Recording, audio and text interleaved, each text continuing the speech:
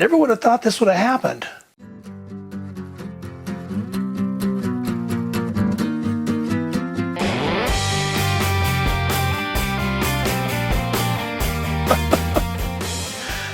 I'm going to a wedding of a guy that I watched grow up from being about that tall to now he's bigger than me. Know him as Timothy, but he doesn't go by that. He's kind of like an adult now, and he goes by Tim or Will or William, Liam, all kinds of names. His wife's got one name, Anna, or his wife-to-be. Time she sees this video, she'll be his wife, I expect. Anyway, I want to make him something nice. I've known this guy, like I say, I've known Tim for his whole life almost, and great guy, and I wanted to make him something nice. So I'm going to try to make him a plaque to commemorate the, well, not the day, but the year, because I know he'll forget. 5 years from now, I'll say, what did I get married? Of course, I do the same thing. So let's get started. Let's go let's see if we can't finally make a plaque. All right, here's the plaque we're going to cast. Some things are different about this one. I had a couple of comments about the type of lettering I've been using with small letters and lowercase letters. Walt, got that from you. And so I went to block letters, big capital letters, hopefully good open spaces. There's still a couple of tight little spaces. Yeah. But then, of course, I had to do something difficult. So even like right here and here, you'll see those are really tight spots in there. We'll see how it turns out. But we're going to go ahead and try that. I'll get that talked up. I think we're going to turn it just like that. Not very wide on the sides, but I think we're going to turn it like that. Now, here's what I'm going to do different than what I haven't been doing recently. I bought new Petrobond. About another 20 pounds of Petrobond, brand new, and I'm going to do this. I'm going to use this stuff simply for facing, right? I'm not going to use it for filling the mold. I'm just going to use it to get a coat of sand on the part that I'm going to do, and then the rest I'll use my recycled sand, as it were. But I think this is what we're going to use this Petrobond for. Hopefully it will have a much stronger bind, and I'll be able to get a better mold out of it. So that's it. That's all we're going to use for Petrobond. That's new stuff. Let me grab the other, and we'll go ahead and get it filled in.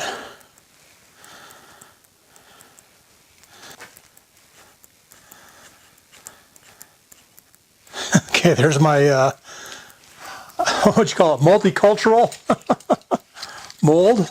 I'm going to also do this a little. I'm going to bring this down just a little bit. I'm going to cut that away, and that way I have a lot less chance for this top caving in on me when I pull it apart.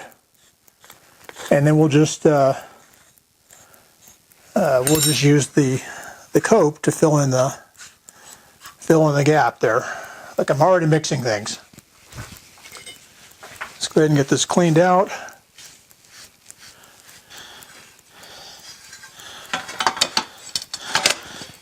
So what I'm going to do with this is I'm going to do another blind feeder like I've done in the past. I'm going to put that down at this end.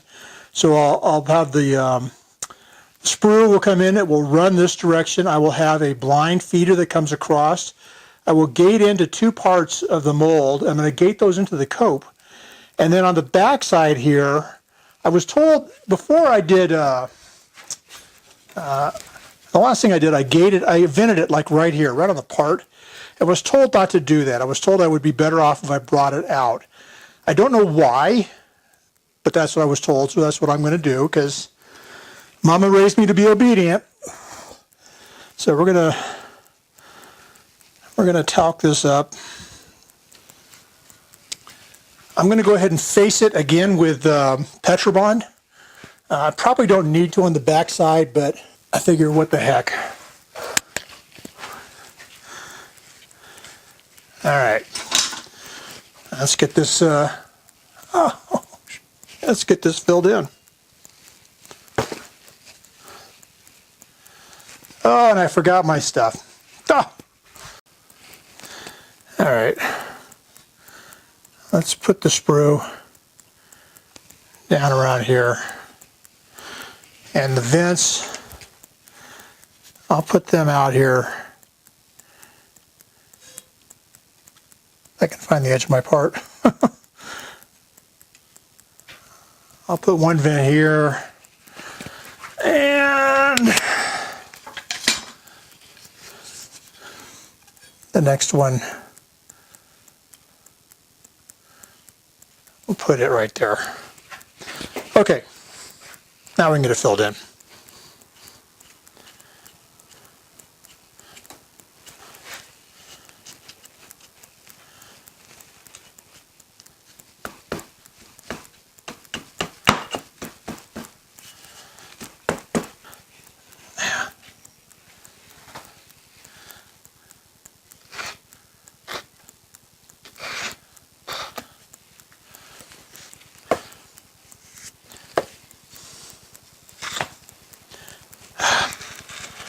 They're going to get blown out anyway. Why am I worried about it?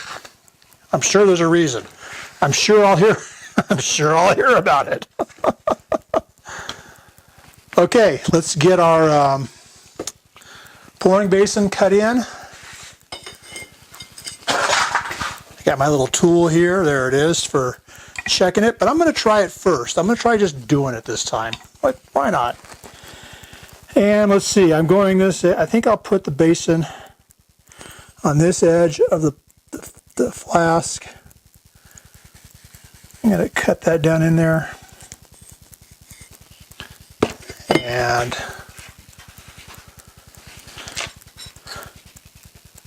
let's see what we got here. Get that out of there so I can see things.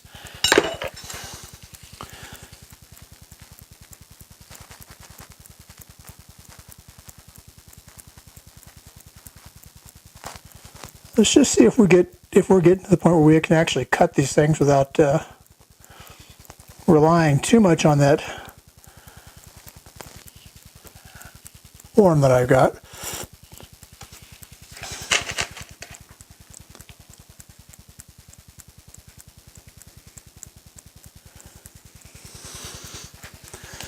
I'm going to come down about 30 mil down, and I think it's right around 10 mil from the bottom is where we want this ridge to be.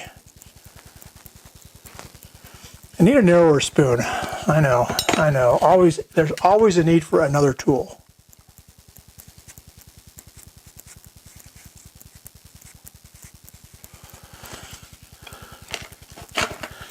And I was supposed to get some paintbrushes, which I did, but then I was told they were the wrong ones.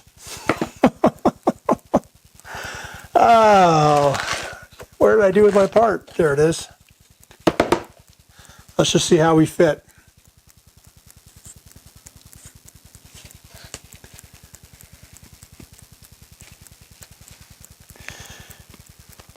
That's pretty darn good. Pretty close right off the bat. Ooh, ooh. I don't want that happening.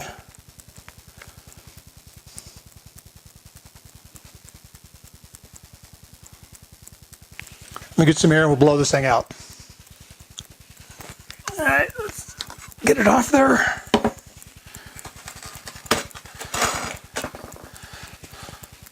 Doesn't look bad. Let me just show you what we got going up top here. So those are going to be my two vents. We are going to run, I'll go ahead and get these cut in here. Now you can see right here is where the sprue is.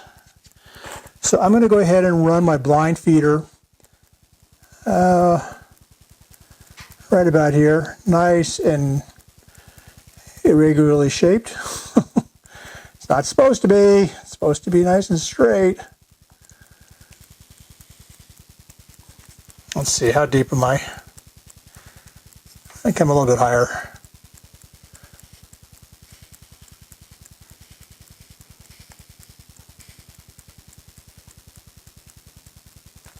Okay, there's my blind feeder, and I'm going to come into the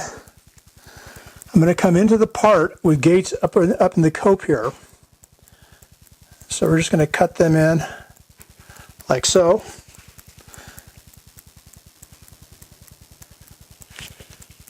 I need to round that off, but I haven't got a great way of doing that yet. Let me think about this too. I'm going to cut the runner while I'm thinking. I'm wondering if I need to cut the vents into the bottom, or if I'd be okay in cutting it into the cope. If I cut into the drag or the cope. Man, it would sure be nice to cut them into the cope, because it would just be so much cleaner to pull that part out. I'm going to do that. There's a comment section below when you think I did this completely wrong. Now, I'm not going to put a lot of vent in here, because I'm just wanting a place for the gas to come out.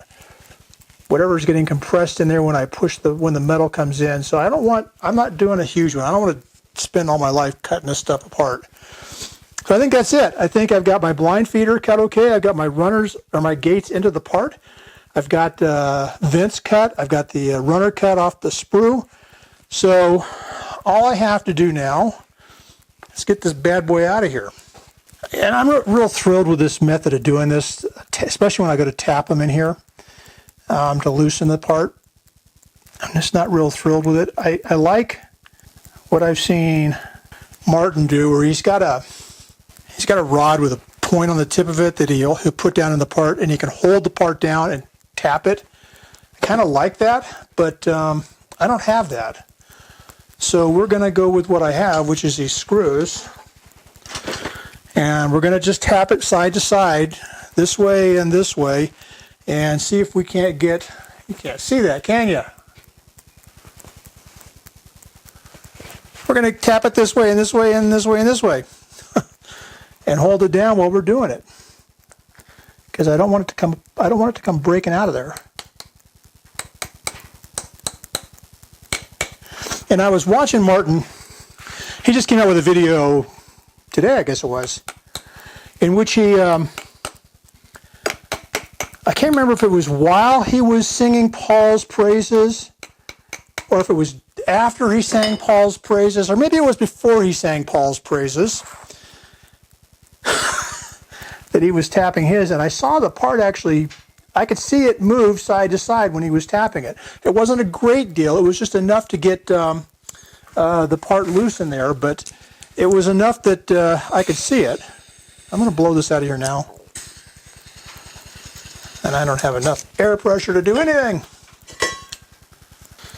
And I wish I had a brush that would do this nicely, but I don't. So we're going to make do with what we have. Because I'm sure that's what a real foundryman would do, right? They would make do with what they have. They would be resourceful, and they would do all the things that would help them be successful, given they don't have everything under the sun in their shop. Okay, so I've blown that off. I'm going to have to do it again anyway when I take this thing out of here, but let's tap it.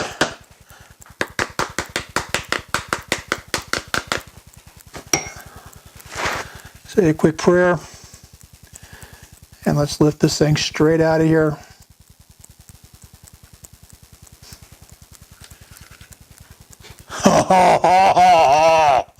Do you see that? There is no sand stuck in there. Oh, I am so excited. That is perfect. Perfect. Oh my word, I am so excited. That is perfect. Let's do a close here, and we'll open it back up, and we'll clean it again just to make sure no loose sand fell in. Oh, guys, I just cannot tell you how excited I am. This is my first one that has just come out perfect, I think. Get the loose sand out of the part. I don't want any divots in the face of this thing if I can help it. Oh, wiki, man. Whew. I'm going to open up the door and I'm going to melt me some metal.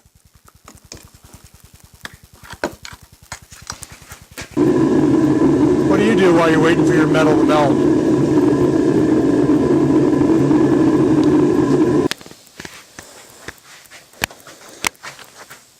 Key is keep it going. I got to pour. Keep that sprue full. And I am up. I'm up through the vents.